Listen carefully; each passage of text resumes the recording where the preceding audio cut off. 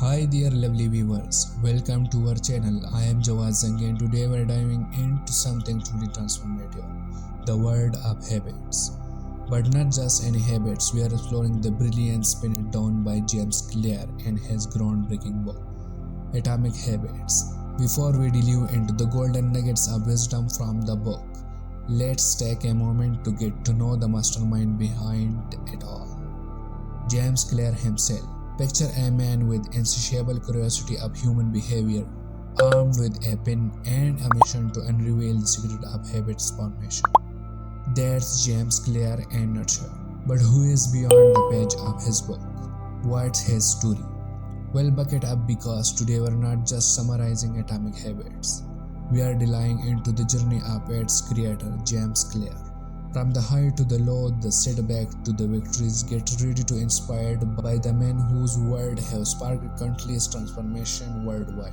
So grab your favorite cozy spot, a warm cup of tea, and let's embark on this journey together into the world of habits, growth, and its incredible story of James Clear.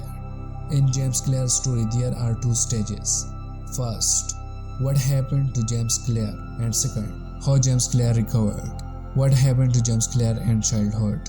Let's begin the story of James Clear. On the final day of my second year in high school, a horrifying incident occurred. I got hit in the face with a baseball bat wielded by a classmate. As he swung, the bat slipped from his grasp and struck me squarely between the eyes. I have no memory of the immediate aftermath, but I felt intense pain as the shattered my nose into a destroyed shape like a U. The impact forced my brain tissue inward within my skull.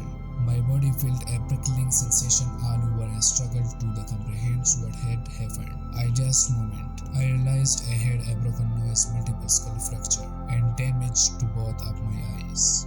As I opened my eyes, I saw people around me in a frenzy, rushing to get help. Looking down, I noticed blood staining my cloth. One of my classmates tore up his shirt and handed it to me to stanch the bleeding from my broken nose. I missed the choice. I could not grasp the extent of my injury. My teacher placed a comfortable hand on my shoulder as we embarked on a slow journey to the nurse office, across the field and down the hill back to the school. I leaned on her and felt other hand supporting me, guiding me gently.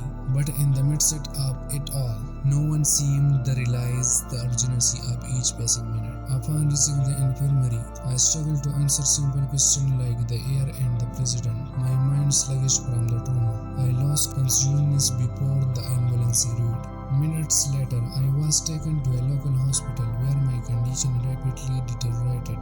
I struggled to perform basic functions like breathing and eating, experienced my first seizure. Recognized the severity of my condition, the doctor arranged for a helicopter to transfer me to a larger hospital in Cincinnati, better equipped to handle my injury.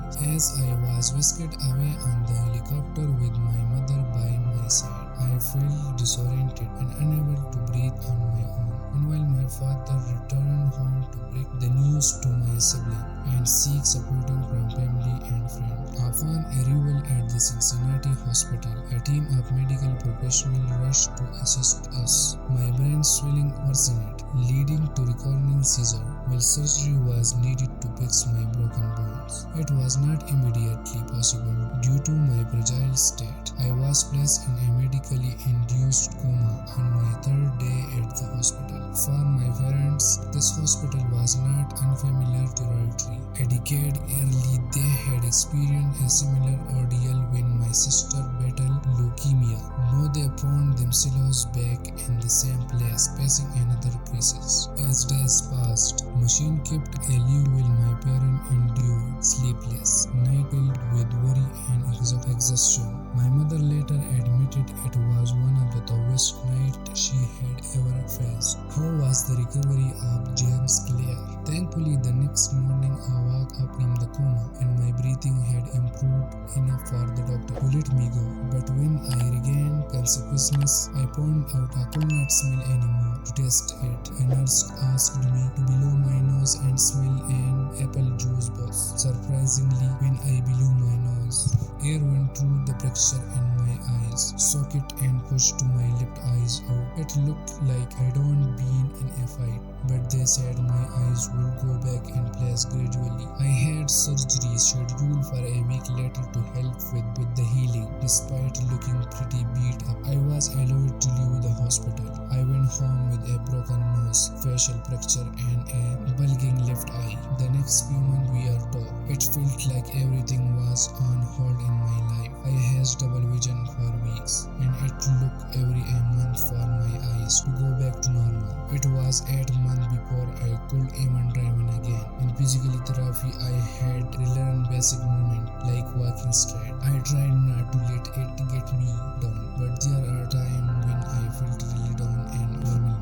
Returning to the baseball field an year later was a big challenge. Baseball had always been a huge part of my life, and I dreamed of playing professionally. After months of rehab, I just wanted to get back to the game, but things did not go smoothly. I was the only junior cut from the varsity team and had to play with the sophomores and junior varsity. It was humiliating, especially after spending so much time on the sport. I remember sitting in my car, crying and flipping through the radio for some comfort. Even when I made the varsity team as a junior, I hardly got any playing time. Throughout high school, I played only 11 innings of varsity baseball, barely more than a single game. Despite my disappointed high school career, I still believed I could become a great player. I know it was up to me to make it happen. The turning point came 2 years after my journey when I started college at Denison University. It was a fresh start, and there discovered the surprising power of small habits for the first time.